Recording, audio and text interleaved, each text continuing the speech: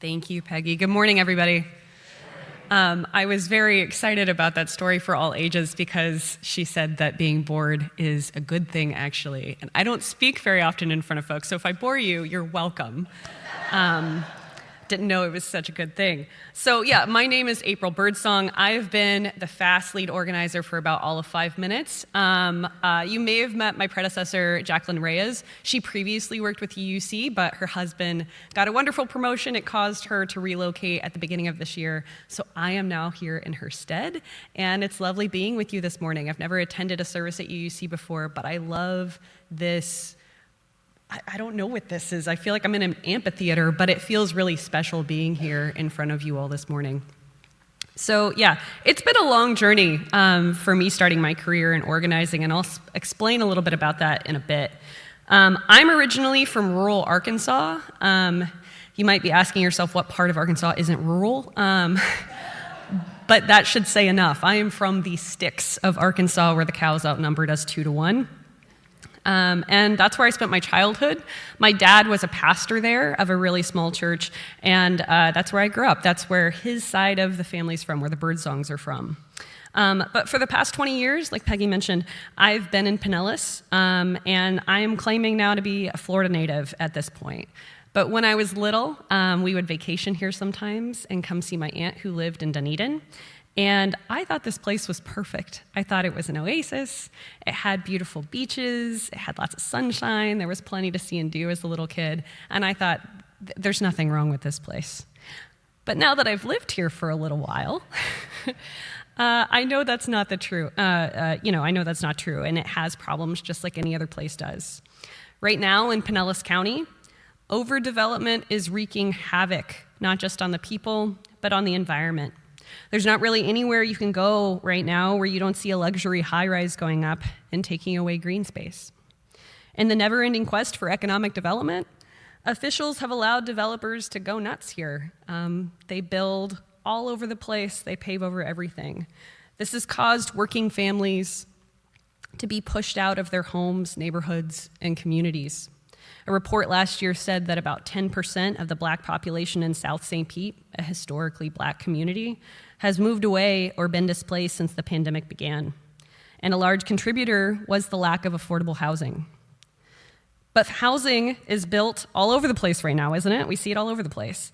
So we have had to ask ourselves, for whom is it being built?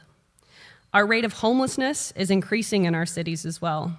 But city officials are deeming it a safety concern and trying to pass policies to sanitize our downtown areas by moving them out of the way so locals don't have to see the actual failings of our unjust system.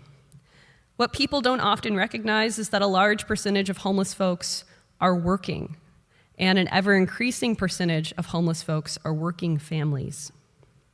They just can't make ends meet right now.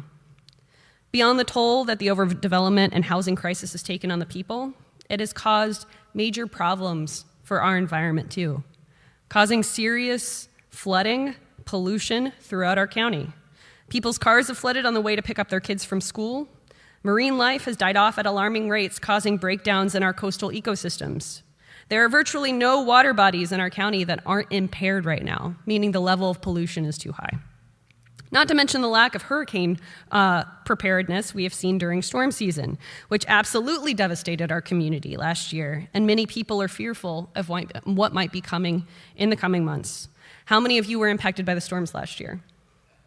Or are perhaps still being impacted by the storms? I know a lot of folks in our congregations throughout the county that haven't even gotten their permits yet to rebuild. This is due in large part to decades of not prioritizing infrastructure that could have protected our people. And yet, officials are still saying this is the best that we can do, and we should still support them, while also subsidizing the same companies that are building luxury housing and paving over our green space. People are feeling really hopeless and powerless to change things here. And a lot of people have already moved away because they don't see how things can get any better. Have any of you heard a story like that in your own community? I know I have. So after recalling all of that, how's everybody feeling? Good?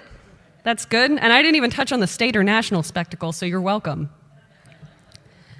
Well, now that I've painted a pretty bleak picture of Pinellas, our shared home, I'm going to tell you a story about my own family and why the crisis in Pinellas is more personal for me than you might think. My mom's side of the family is from eastern Kentucky, actually. Peggy, I was very proud of you because you said the Appalachian Trail. My family's from all over Appalachia, and that is how you properly pronounce that word. But my family, my mom's side is from Harlan and Letcher counties in eastern Kentucky. Those counties are some of the most economically remote places in the country. How many of you have seen the documentary from the 1970s, Harlan County, USA? My family knows some of the folks in that documentary. I come from a long line of coal miners. My grandpa, uncles, all of them, the generation before them too. And my family has lived up in the same holler in eastern Kentucky for over 100 years, and they have dug coal under those mountains for generations. Many families like mine relied on the coal companies to earn a living, but not just to earn a living. My grandma and grandpa grew up in a company town where everything was owned by the coal company. Their stores, their homes, the land, the schools, and the coal company said, "Trust us, and we'll take care of you." But as some of you might know, once they blew off the mountaintops, they were no longer interested and moved on. If it wasn't going to turn a profit anymore, what good was the land or the people to them? They didn't care about the long-term costs of the slurry coming down into the rivers or the fact that the changing landscape now made those places more prone to flooding. In fact, in the last 3 years, Whitesburg, where some of my family is from, has flooded twice, like biblically flooded twice. The Army Corps of Engineers came in, moved the debris to the side of the streets and left. And they're still reeling from it. But, nobody cares about a flyover state, right? So they also didn't care that people have been exposed to coal dust and the long-term health problems that would cause. And they faced no long-term consequences for any of it. They just got to pack up and leave when it suited them. They poisoned the land and the water and left no way for my loved ones to earn a living there. My grandpa died of black lung 5 years before I was born. He was a union coal miner. He would go to scab mines and try to recruit folks to the unions. And my uncles did the same thing. Unfortunately, they have died of rare cancers themselves. Those companies took their quality of life, their dignity, but ultimately the greatest immaterial thing that they took from them was their hope. This feeling of hopelessness has been transferred through generations. The trauma of poverty isn't just living paycheck to paycheck or not knowing how you're going to choose between paying your electric bill or putting food on the table for your kids, which was a common conversation that I overheard my parents telling when I was growing up. It's that you have no hope that anything can change at all. It's that you feel you have no agency. And I was raised in a home, unfortunately, that taught me very quietly that things don't get better, and you have to learn to live with that. That's the legacy of those coal companies. It robbed my family of everything and made them believe the lie that they had no power and a better world wasn't possible. The sad thing is, their story isn't unique, because this is basically what I'm seeing now happen in Pinellas County. No, we don't have a company town here, but we have companies who are destroying our land and water with reckless abandon for the sake of a profit. And the end result is going to be the people paying for the fallout of that. And the officials let them. But I've been to eastern Kentucky. I've seen what happens to a people who lose their hope and don't believe that things can change. It kills their spirit and it kills their humanity. I'm lucky that I met people in my adult life who told me I was capable, intelligent, and that I had a purpose and a role to play in making the world a better place. It took a long time for me to believe that, and I don't blame my family for not helping me overcome that sense of powerlessness. They felt isolated and alone. The difference is I've been given the gift of knowing that I'm not alone. That is the key difference. I'm not alone. And because of that, I feel responsible now for breaking a cycle of powerlessness, hopelessness, and fear. That's going to be my legacy and my family's story. Because I'm angry that any company or official thinks that people's lives, homes, or well-being is too high a cost to turn a profit. I found organizing because a friend of mine handed me a book by Howard Zinn called You Can't Be Neutral on a Moving Train. Howard Zinn was a historian, a professor, and an activist. That book was about his experiences in the civil rights movement and later the anti-war movement. In it, he described social movements, organizing, solidarity. He said that while MLK was a civil rights leader, a fantastic orator, and a very prominent face of the civil rights movement, the people who actually pushed that movement forward were all the unseen faces. The people behind closed doors in small gatherings, making phone calls, planning marches and sit-ins, day in and day out. I suddenly realized that everyone has power. Everyone has a role to play in the process of change. That understanding of my own power changed my life forever. I believe it is now my role to stand in the gap and say I refuse to accept the status quo, and that a better world, a more just world, one where my family can live with dignity, that's a world worth fighting for alongside all of you. In FAST, we often talk a lot about casting a vision for what kind of community we'd like to build together. And I'm here to say casting a vision matters, because what we're ultimately doing is imagining that better world. We're teaching people how to have hope, and that is a priceless practice. In the past year, in spite of devastating hurricanes, we brought together almost 1,500 people to our Nehemiah Action to stand in that breach for our county and proclaim that a better way is possible. That is the largest turnout we've had since the pandemic began. Instead of falling into despair and fear, people chose hope. Without hope, our communities cannot change or alter. And historically, it's not who we put in office, it's the social movements that were happening at the time that made the change possible. People need hope to feel inspired, empowered, to demand change, and to not accept the status quo and those in power, while those in power try to convince us that that's the only way forward. We challenged that narrative and got commitments from officials for water quality, flooding, and affordable housing concerns in Pinellas County. Next year, we want to build on this momentum, and our goal at next year's action is 2,000. FAST exists to create a vehicle for change so that people don't feel like they're alone or that their circumstances cannot be overcome.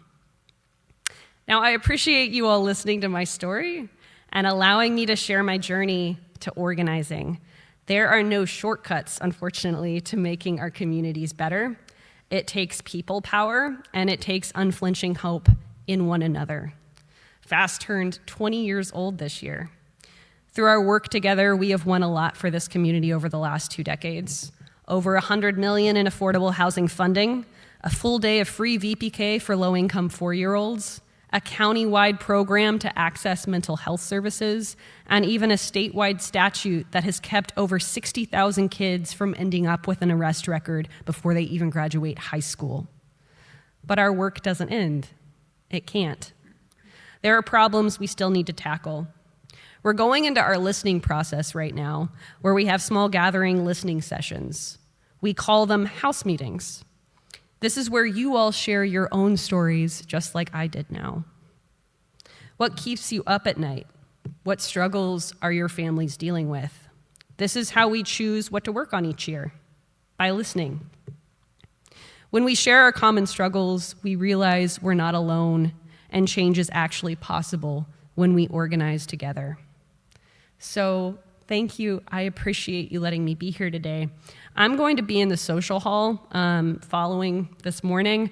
I believe Linda and Lori are going to be over there with me as well. They're the team leaders here at UUC. I'm sure you know them and love them just like I do.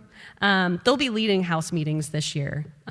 Ultimately, everybody has stories just like mine. They're common. They're normal. The thing that kills our hope is when we feel like we're actually alone. That is a lie. And we're actually very powerful and strong when we are together. If you have any questions for me about FAST, or if you want to come say hi, I would love to meet you. I'll be in the social hall with them following the service. For now, though, I'm going to leave you with a quote from my mentor, Howard Zinn. What history shows is that people who seem to have no power, who did not have the money, people who did not have military forces at their disposal, who did not control the means of communication, were able, nevertheless, at certain points in history, to change their lives because they found their own kind of power, the power of organized people. They found that if people who are troubled by their lives organize in enough numbers and persist long enough and are willing to take enough risk, they can overcome the people who seem to have all of the power at the time. Thank you.